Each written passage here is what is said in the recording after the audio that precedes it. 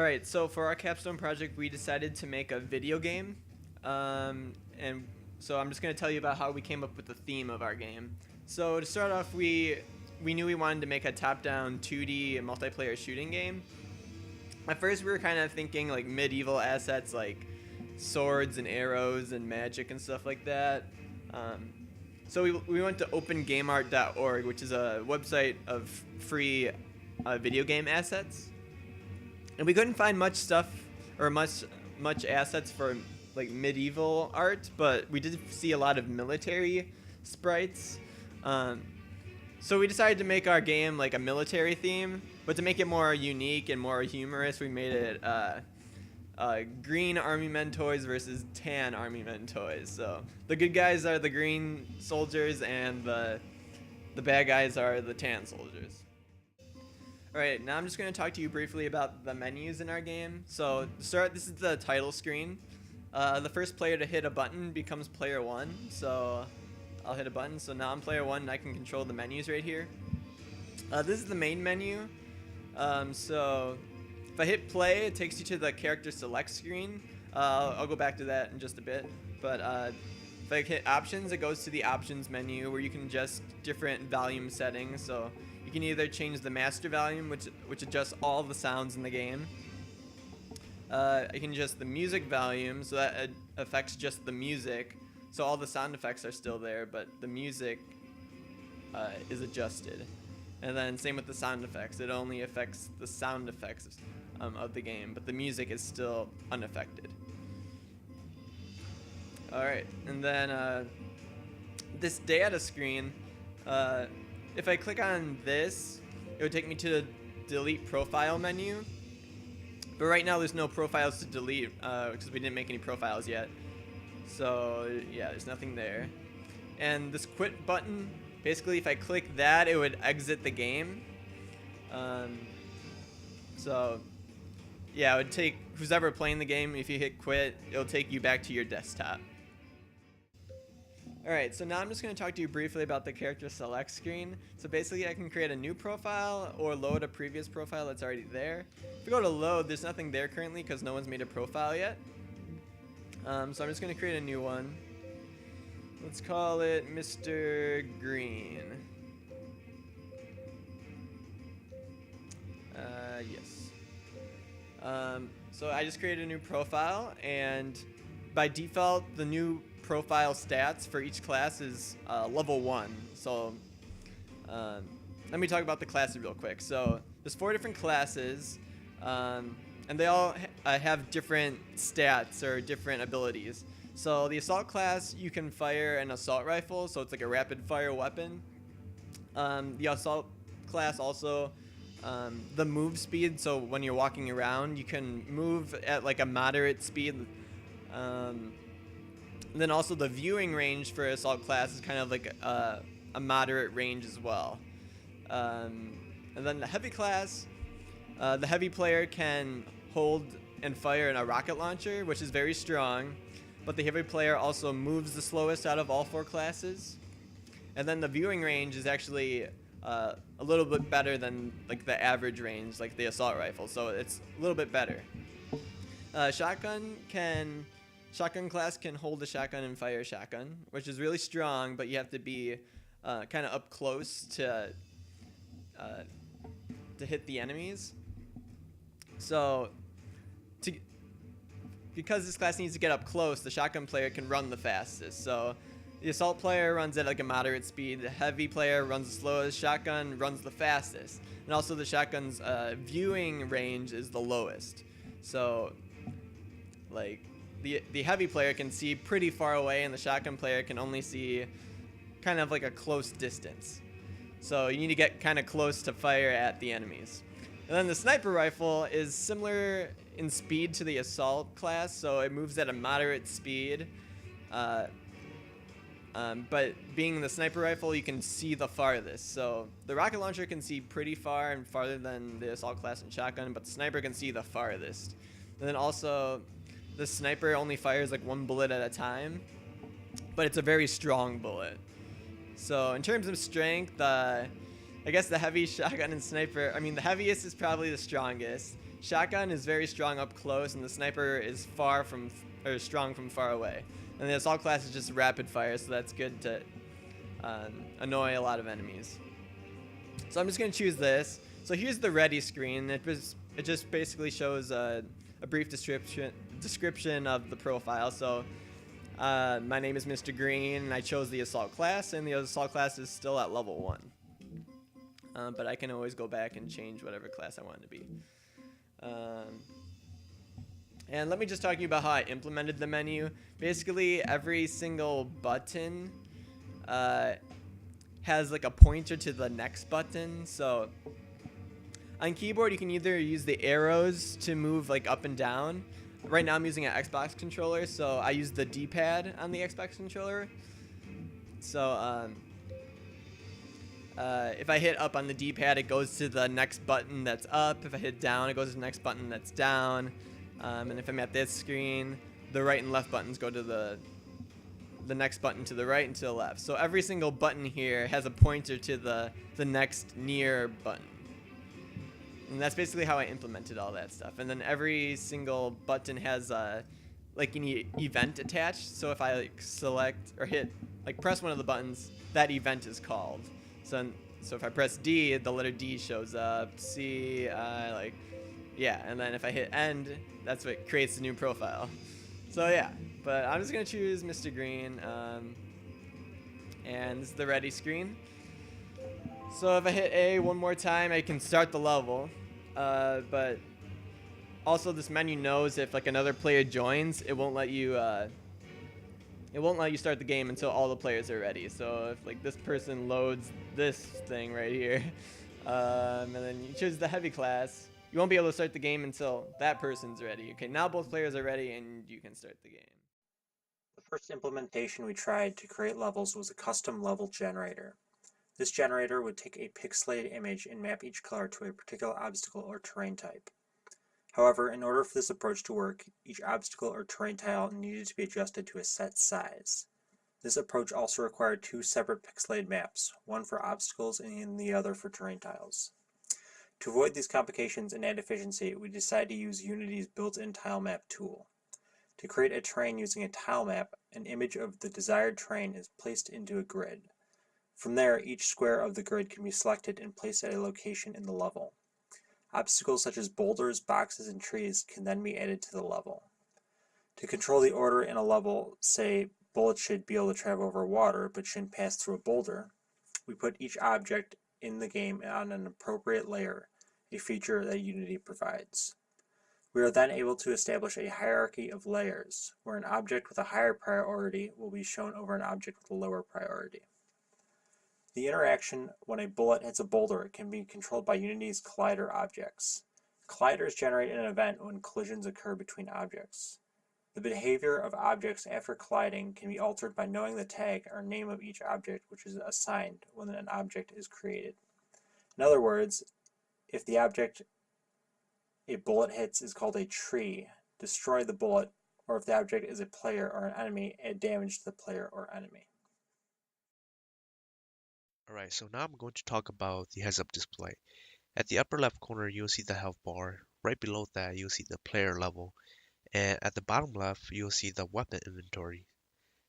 And on the right side will be the main inventory, so it can consist of weapons and item, while the weapon only consists of weapons. And right below that, if a weapon is equipped, you'll see the ammunition, 492 here, that the player currently have. And to the left of that is the ammo clip that is in the weapon. So here I'm going to show you an example of reload. So while reloading, it'll show this bar, and then these two will update accordingly.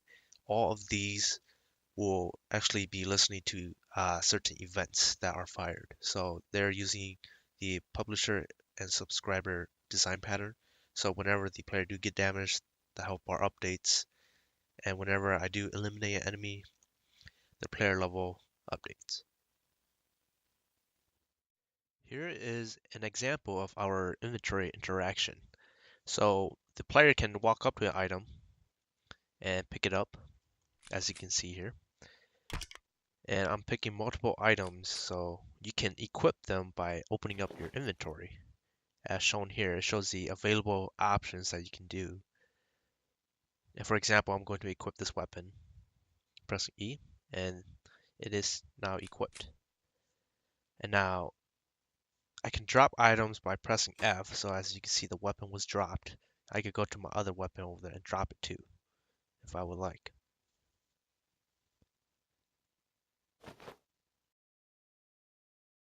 So here's an example of our revive system. So if you go close to a player that is down, as you can see, it zooms in your camera. So I'm going to hold down this button, but I'm going to let go. And as you can see, if you let go of the button, it'll cancel the revive. So I'm going to fully hold the button now, and it takes 10 seconds to fully revive. And when the player is revived successfully, they'll be 50% health. As you can see, player 2 have been revived. Alright, so up next we're going to talk about the leveling system that we created in here. So it's very simple right now. So right now I'm just going to eliminate this enemy just to level up. At the moment, the way we have it is every enemy that you kill will give you 100 XP or experience, and that's all you're required to level up actually. So it's very basic at this time, but as you can see here, this is a leaderboard showcasing one kill and also showing the accuracy that we have implemented on here. So continuing this further with the leveling system, this is an example of if you were level 75, your fire rate will increase as you can see here, and your reload decreases. At the upper left corner, you can see that your health also increases every time you level up. And at the bottom, your ammo clip gets larger every time too. Okay, so now I'm just going to talk to you briefly about the pause menu. So, like right now we're in game. So right now there's two players. The first player is using an Xbox controller, and the second player is using the mouse and keyboard. So basically they're playing right now, and then I'm this assault class, so I can choose the assault rifle. But let's say if we want to pause the game, so I just paused it. So when the game pauses, everything freezes. So you don't have to worry about what's happening in the game. Everything is frozen. But at this menu, the menu goes over all the player screens. So if you're playing 2-player, 3-player, or 4-player, or 1-player, I mean, the pause menu just goes over all 4 of the split screens. So, and then also, since the pause menu is seen by everyone and the game pauses for everyone, everyone can control it. So I was player 1, I just paused it, but player 2 is the keyboard, and they can also move it. So, so yeah, I can unpause it. So resume does what it means. Resume the game. Also, and then there's only quit. So if you choose quit, it goes back to the main or the title screen. The first weapon is the assault rifle. Each weapon has a unique combination of bullet speed, shooting distance, damage, and reload time. When the player object's listener receives the button press, the currently attached weapon's firing method is called, which instantiates a bullet object and applies a calculated force vector. The bullet object script listens for collisions and acts according to the object's tag. Next we have the sniper, which as you can see has a longer range and applies more damage to the enemy, but has a longer reload time. The shotgun shoots 5 bullets along slightly different vectors to simulate birdshot shells. The bullet script also keeps track of how far they have traveled so they know when to stop. These shotgun bullets do not travel far before disappearing. The rocket launcher shoots missiles that cause lots of damage to an area, but the reload time is very long. Alright, now I'm going to talk briefly about the explosion damage. So when you fire a rocket launcher, or an enemy fires a rocket launcher, when it collides with the obstacle, an explosion appears instead of just like if a bullet hits someone, it just disappears right away and it does the damage right there. But when the explosion happens, it does damage every single frame the sprite is there. So if I hit this enemy, it keeps doing damage to them until the sprite disappears. So that's how the explosion damage works. Okay, so now I'm going to talk about the enemy spawn houses. So throughout our map, there's a bunch of enemies. but there's also enemy spawn houses, and what those do is basically spawn an enemy every few seconds. But they won't start spawning enemies until a player gets near one of them. So on this map right here, there is an enemy spawn house up in that direction. So once I move up there, it's going to start spawning enemies. And here it is. And it is an obstacle, so you can collide into it. You can't go through it. And the enemies just keep spawning until the enemy house is destroyed. So if I destroy it, it's destroyed and no more enemies will spawn. And you can also walk on top of it now because it's destroyed. So yeah, that's what an enemy spawn house is. Patrol state is default for enemies which do not come from a spawn house. 5 patrol locations are randomly generated for each enemy to move in sequence until conditions are right for another movement state. Enemies enter the safe state when its health has lowered to a threshold. In the safe state, an enemy will run from a player or players until it is a safe distance away. The enemy will then turn to face the closest player and shoot. There are 3 different types of enemies which can all be spawned by the houses: heavy weapon, assault, and fast. Each type has different attributes like speed, health, and weapon. When spawned, the enemy walks to a point in front of the houses before setting up its patrol locations and beginning the raycasting. Our implementation of enemy vision uses an array of raycasts along different vectors which utilize a layer filter. When one of the raycasts returns a player object's tag, the enemy will begin to chase it. While chasing, the enemy will continue to raycast and look for obstacles. If the forward-facing raycast returns an obstacle tag, there is an algorithm in place to choose the next best direction to turn based on the other raycast results and the angle between the player and the enemy. While in the chase mode, the enemies continue to fire at the player if the player is within the line of sight. Alright, like I said earlier, when you create a new profile, all the player class levels are set to level 1 by default, but while you're playing the game, like every time you kill an enemy, you gain a level and your stats increase. And by the time you beat the level, the game should save that data. So the next time you play, it should remember your level progress. Like if I played this level and gained 5 levels, so then at the end I was at level 6, the game should remember that this player profile got to level 6. So the next time I play, I'll be at level 6 still. So let me just play through this level real quick. You'll see that every time I kill an enemy, I gain a level. So I just got the level 2. So let me quickly beat this level. Alright, so I just got to the end of the level, and I'm at level 11 now, so I'm just going to end the level. Alright, so I finished the game.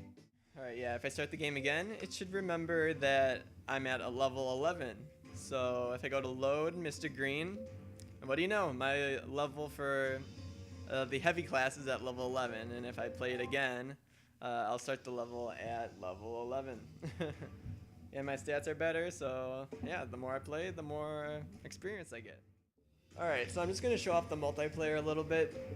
So I know earlier on you've seen one player play this game, and you've also seen 2 players play for a little bit. But let's show off 3 players and 4 players. So let's just have player 1 choose Mr. Green and the assault class. Player 2 will be ABC. Choose the heavy class, and player 3 will just choose the next profile, which is A. Let's make them an assault player as well.